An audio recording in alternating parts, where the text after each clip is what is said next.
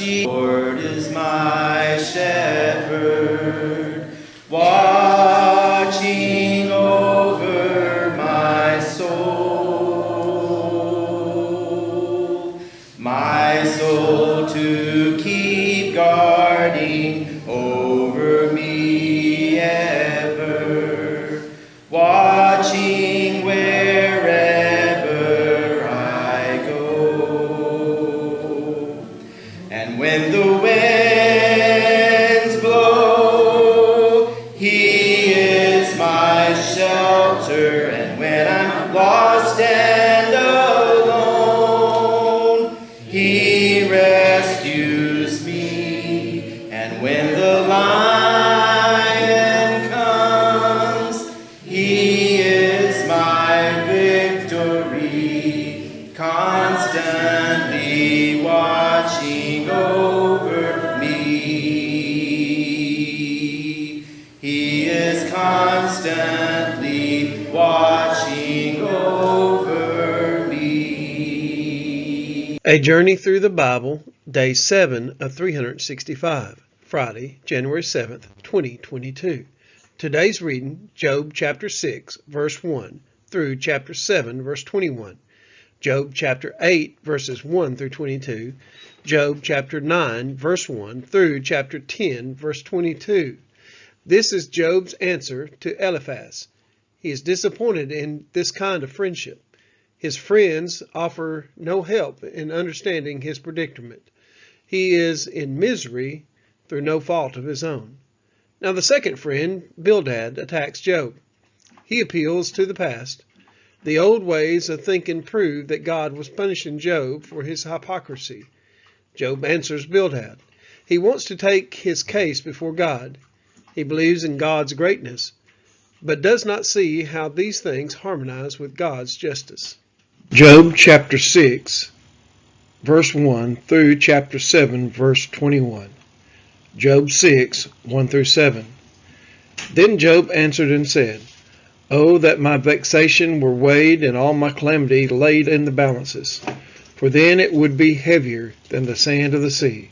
Therefore my words have been rash, for the arrows of the Almighty are in me. My spirit drinks their poison. The terrors of God are arrayed against me. Does the wild donkey bray when he has grass, or the ox low over his fodder? Can that which is tasteless be eaten without salt, or is there any taste in the juice of the mallow? My appetite refuses to touch them. They are as food that is loathsome to me. Job 6, verses 8 through 17. Oh, that I might have my request, and that God would fulfill my hope, that it would please God to crush me, that he would let loose his hand and cut me off. This would be my comfort. I would even exult in pain unsparing, for I have not denied the words of the Holy One. What is my strength, that I should wait? And what is my end, that I should be patient? Is my strength the strength of stones, or is my flesh bronze? Have I any help in me when resource is driven from me? He who withholds kindness from a friend forsakes the fear of the Almighty. My brothers are treacherous as a torrent bed, as torrential streams that pass away, which are dark with ice, and where the snow hides itself. When they melt, they disappear. When it is hot, they vanish from their place. Job 6, verses 18 through 23. The caravans turn aside from their course. They go up into the waste and perish. The caravans of Tema look. The travelers of Sheba hope. They are ashamed because they were confident. They come there and are disappointed. For you have now become nothing. You see my calamity and are afraid.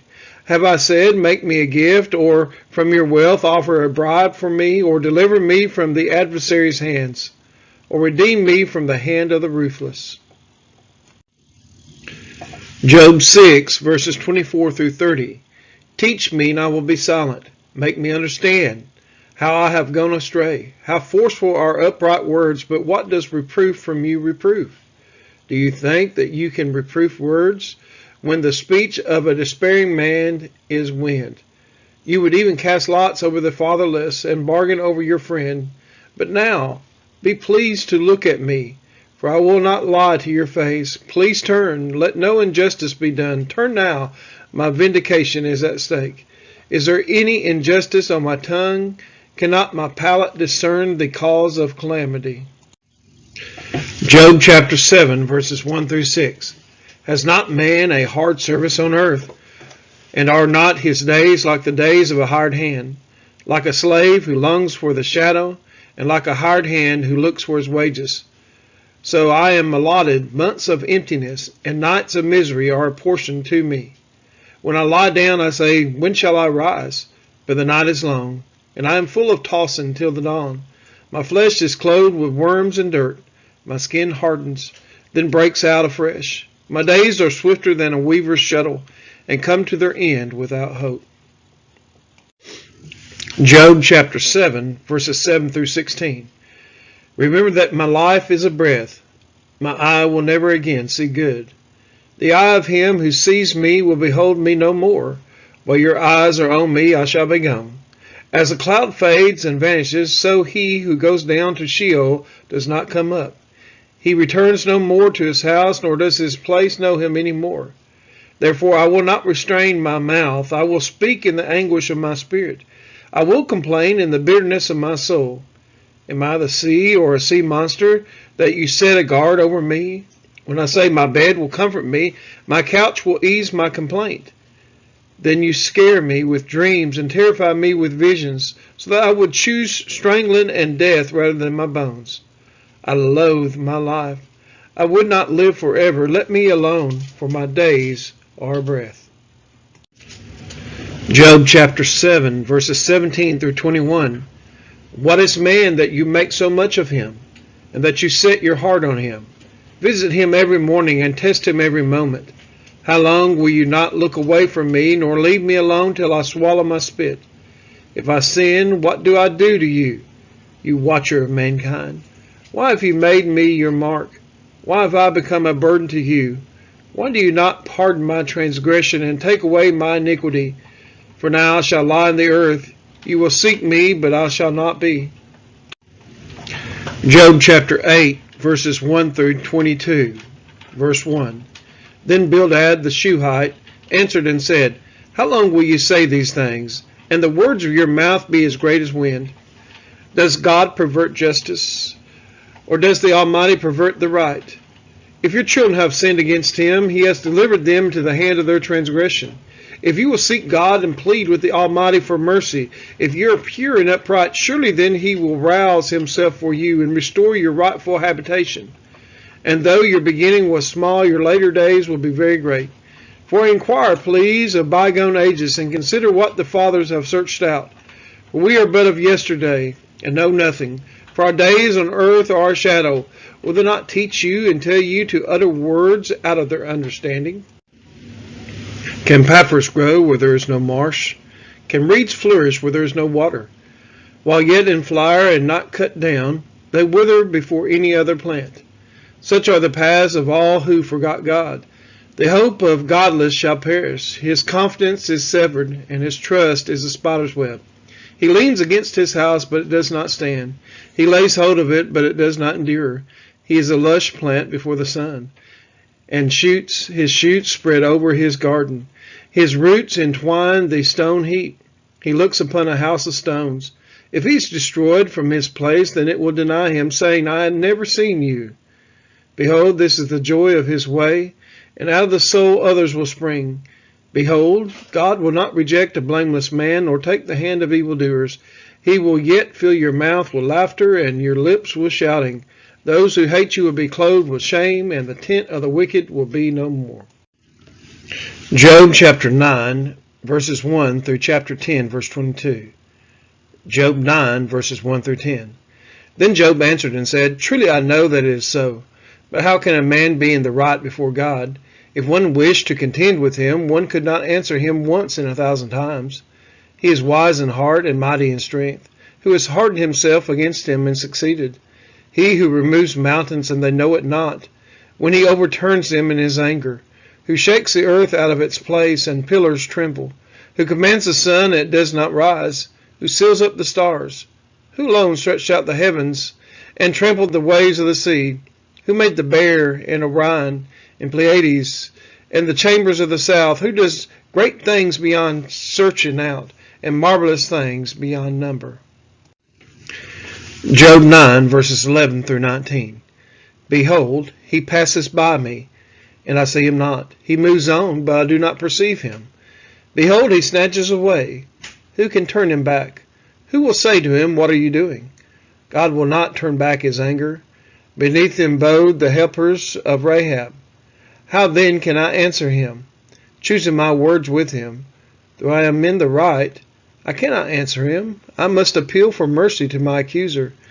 If I summoned him and he answered me, I would not believe that he was listening to my voice. For he crushes me with a tempest and multiplies my wounds without cause.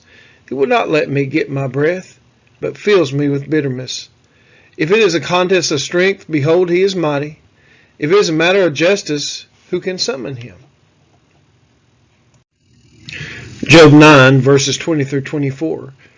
Though I am in the right, my own mouth would condemn me. Though I am blameless, he would prove me perverse. I am blameless. I regard not myself. I loathe my life. It is all one. Therefore I say, he destroys both the blameless and the wicked. When disaster brings sudden death, he mocks at the calamity of the innocent. The earth is given into the hand of the wicked.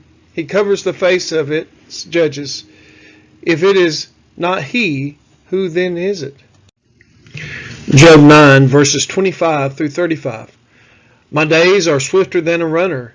They flee away. They see no good. They go by like skiffs of reed, like an eagle swooping on the prey. If I say I will forget my complaint, I will put off my sad face and be of good cheer. I become afraid of all my suffering, for I know you will not hold me innocent. I shall be condemned. Why then do I labor in vain? If I wash myself with snow and cleanse my hands with lye, yet you will plunge me into a pit, and my own clothes will abhor me. For he is not a man as I am, that I might answer him, that we should come to a trial together. There is no arbiter between us, who might lay his hand on us both. Let him take his rod away from me, and let not dread of him terrify me. Then I would speak without fear of him, for I am not so in myself. Job 10, verses 1 through 12. I loathe my life. I will give free utterance to my complaint. I will speak in the bitterness of my soul. I will say to God, do not condemn me. Let me know why you contend against me. Does it seem good to you to oppress, to despise the work of your hands and favor the designs of the wicked? Have you eyes of flesh? Do you see as man sees? Are your days as the days of man, or your years as a man's years? That you seek out my iniquity and search for my sin. Although you know that I am not guilty, and there is none to deliver out of your hand. Your hands fashioned and made me, and now you have destroyed me altogether. Remember that you have made me like clay, and will you return me to the dust? Did you not pour me out like milk and curdle me like cheese? You clothed me with skin and flesh, and knit me together with bones and sinews. You have granted me life and steadfast love, and your care has preserved my spirit. Job 10, verses 13 through 22. Yet these things you hid in your heart. I know that this was your purpose. If I sin, you watch me, and do not acquit me of my iniquity. If I am guilty, woe to me. If I am in the right, I cannot lift up my head, for I am filled with disgrace, and look on my affliction. And were my head lifted up, you would hunt me like a lion, and again work wonders against me. You renew your witnesses against me, and increase your vexation towards me. You bring fresh troops against me. Why did you bring me from the womb? Would that I had died before any eye had seen me, and were as though I had not been carried from the womb to the grave. Are not my days few? Then cease and leave me alone, that I may find a little cheer before I go, and I shall not return to the land of darkness and deep shadow, the land of gloom and thick darkness, like deep shadow without any order, where light is as thick as darkness. We are his children, and He is our Father, watching over our soul. Great